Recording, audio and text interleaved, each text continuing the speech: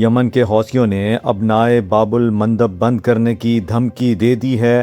سنا میں حوثی حکومت کے نائب وزیر خارجہ نے کہا ہے کہ امریکی صدر ڈونلڈ ٹرمپ کو خطے میں امن کے عمل میں رکاوٹیں ڈالنے سے باز آنا چاہیے۔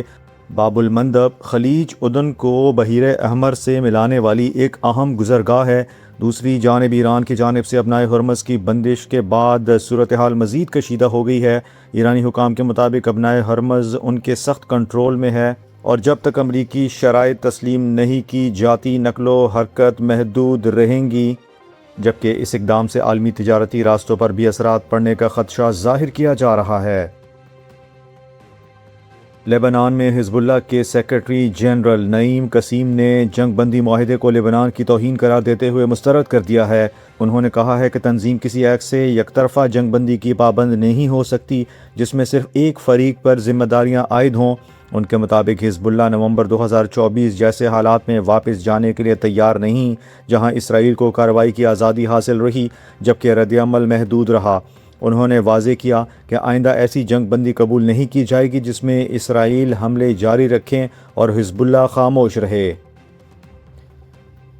امریکی اخبار وال اسٹریٹ جرنل کے مطابق امریکہ ایرانی تیل بردار جہازوں اور تجارتی ٹینکروں کو بین الاقوامی سمندروں میں روکنے کی تیاری کر رہا ہے جس کا مقصد ایران پر دباؤ ڈالنا اور ابنائے ہرمز کی بندش ختم کرانا بتایا جا رہا ہے۔ دوسری جانب ایران کی پسداران انقلاب نے اعلان کیا ہے کہ ابنائے ہرمز پر نیا سخت نظام نافذ کیا جائے گا جس کے تحت ہر جہاز کو ایرانی اجازت لینا لازمی ہوگا، جبکہ ماہرین کے مطابق اس کشیدگی سے عالمی تیل کی ترسیل متاثر ہونے کا خدشہ ہے۔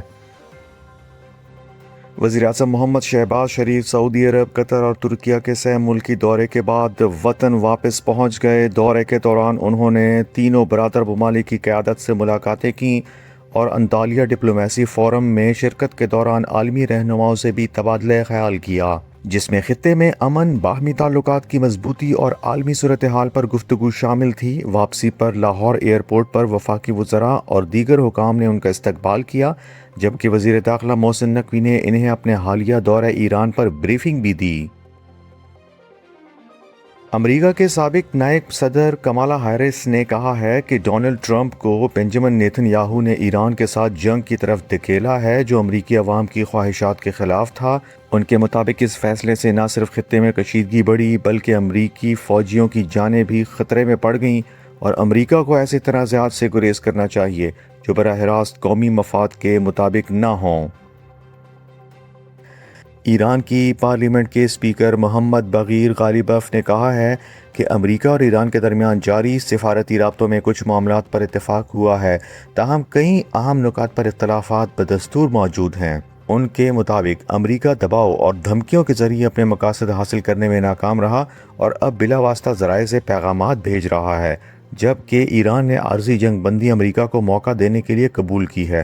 انہوں نے مزید کہا کہ ڈونلڈ ٹرمپ اپنے بنیادی اہداف حاصل نہ کر سکے جن میں ایران میں حکومت کی تبدیلی اور اس کی عسکری و میزائل صلاحیتوں کا خاتمہ شامل تھا، اور ایران کو وینزویلا سے مختلف قرار دیا۔ واشنگٹن میں ایران کی صورتحال پر وائٹ ہاؤس کے سچویشن روم میں اہم اجلاس ہوا جس کی صدارت امریکی صدر ڈونلڈ ٹرمپ نے کی۔ اجلاس میں اعلیٰ امریکی حکام شریک ہوئے اور موجودہ صورتحال پر غور کیا۔ رپورٹ کے مطابق صدر ٹرمپ نے پاکستان کے army chief field marshal Syed Asim Munir اور ایرانی حکام سے فون پر بھی رابطہ کیا۔ اجلاس میں ابنائے ہرمز اور ایران سے جاری مذاکرات کے مستقبل پر بھی تبادلہ خیال کیا گیا۔